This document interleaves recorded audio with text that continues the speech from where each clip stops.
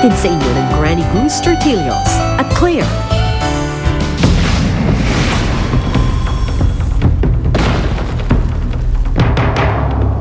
Samahan niyo akong sariwain ang mga di malilimutang eksena ng ating castaways, ang kanilang kulitan, iyakan, awayan, tarayan, at syempre, ang namuo nilang pagkakaibigan.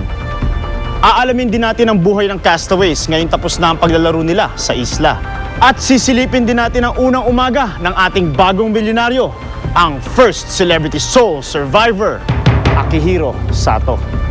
Ako po si Richard Gutierrez at ito ang Survivor Philippines, The Final Showdown. Sinubaybayan natin ang bawat galaw ng celebrity castaway sa isla. Make you an offer, immunity bracelet. Sila'y nagpautakan,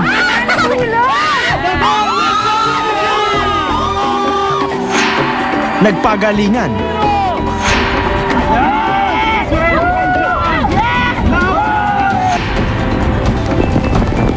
nagpatatagan, at nagpasikatan.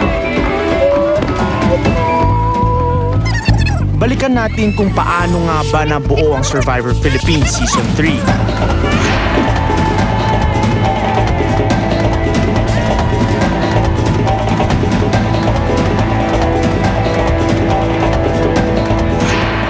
Malaking karangalan para sa akin ang maging host ng #1 reality show sa bansa. I consider it as a great honor for me and a very humbling experience as a person, as an actor, as a host. This is what we have to go through to make Survivor Philippines for you.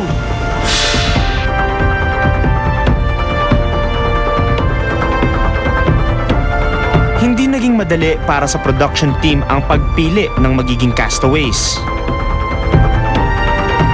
Maliban sa outwit, outplay, outlast, outshine na rin tayo. So, yung elementong pagpasok ng mga artista, isang napakalaking boost nun sa viewability ng show. Namili tayo ng mga nanay, ng mga bata, mga brats, namili rin tayo ng mga serious players, namili tayo ng magkarelasyon, namili tayo ng mga iyakin, gano'n. To the ropes. Pati na ang challenges na gagawin pagdating sa isla. Na naman. It's a serious game. It's a serious... We're talking about 3 million pesos na pinaglalaban-labanan. So, kahit na sabihin mo nag-e-enjoy yung mga castaways and some of the challenges, seryoso pa rin tayo when we conduct the game. Matapos ang madugong brainstorming sessions at conceptualization for the season, presentation naman sa Castaway Productions. I've been working with the team here in the last 2 seasons of Survivor that's been produced for the Philippines, and now it's very exciting. We're working on the 3rd. This season is going to blow your mind. So fantastic. Puspusan din ang naging paghahanda para sa promotion ng Survivor Philippines. We combine glitz with grit. So, doon nabuo yung konsepto ng lahat ng promos for Survivor. So, the challenge there is, paano natin i-combine yung grit and rawness of being in an island that's extremely dangerous. Will they survive? So, that basically inspired and excited us and challenged us. Survivors ready! Go! Bilang host ng #1 reality show, ang Survivor Philippines Celebrity Showdown, hindi ako sumuko sa mga hamon ng isla. Kita nyo naman, lakas ng alon, zero visibility. Kailangan namin hintayin humupa ang bagyo bago kami makabalik sa base camp. Sana by 5 PM wala ng bagyo para hindi kami maabutan ng dilim dito. Pero sa likod ng tagumpay ng Survivor Philippines ay ang pagod,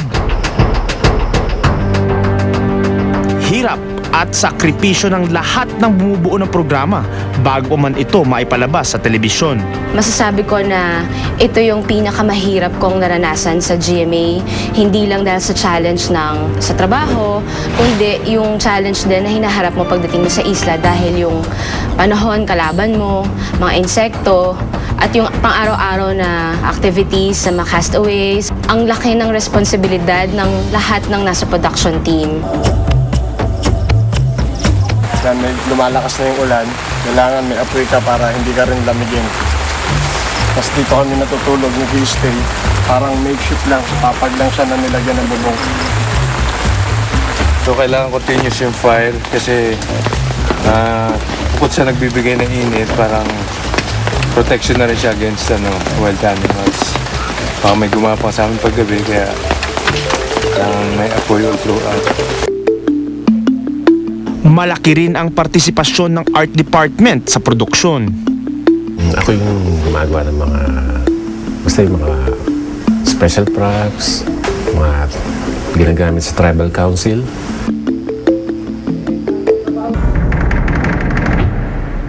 Art department din ang bahala sa construction ng set, lalo na ng tribal council.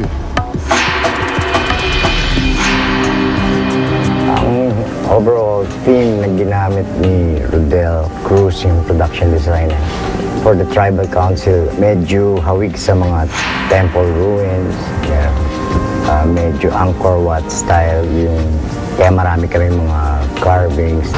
Hamon din sa art department kung paano may ibang itsura ng Survivor Philippines sa Survivor ng ibang bansa. We have to keep in mind na Pilipinas tayo, kaya extra effort na mas maganda siya panoorin sa TV. Remember, this is for immunity. Survivors, are you ready? Go!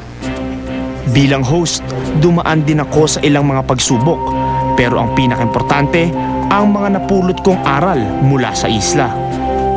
I learned a lot about hard work, dedication, focus, and appreciating life, I guess, here. Dahil pag nandun ka sa isla, parang yung mga maliliit na bagay talagang magpapasaya sa'yo. Kung tayo nilalamig at mahirapan. Ako ayoko. Ako naman naisip ko, first time nila na-experience yung ganito. Pag na-experience nila to today, by tomorrow, parang ganito pala talaga. And nalaman ko rin na hindi pala talaga madali maging isang castaway. Dahil, syempre, pag pinapanood mo sa TV, parang isipin mo na parang hirap na hirap sila, parang hindi naman gaano kahirap, ganun. Pero pag nandun ka na sa isla at ma-experience mo, yung na-experience not only the castaways but ng buong production team, masasabi mo talaga na a lot of hard work and dedication was put into it. Survivors ready! Ngayong gabi, ihahatid din namin sa inyo ang top 10 most memorable moments ng castaways sa isla. Mga eksenang hindi malilimutan at tumatak sa ating lahat. Pasok sa top 10, ang away sa tribong Nagar dahil sa ipinamigay na shelter materials sa Sarmayi. You don't make the decision. Alam mo yun dyan? Kung may problema sa group natin, sabihin nyo. Di ba? Ganun yun. That's what I'm saying. Parang, ano ba to? Parang, Why? Can we trust you guys? Kapagkatiwalaan ba namin kayo? When we saw you earlier with the other side, Michelle. we can't trust you guys. Then here that we can find the bracelet. Top 9 sa ating countdown, ang fake immunity bracelet na ginawa ng mga katribo ni Elma. Magtatampo talaga ako sa'yo. Bakit nagkatawa si Sule at saka si Aaron at saka si Herb, si ano? Hindi, kasi si ano, gusto malakas. we love you! Gamitin ang bracelet. Ang bracelet para tumagal pa. Ako na nga.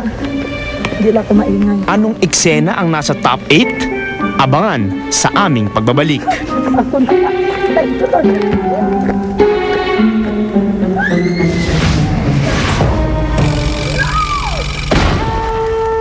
Susunod, hindi lang ang jury members ang mabagsik, pati ang mga fans ng Survivor Philippines Celebrity Showdown.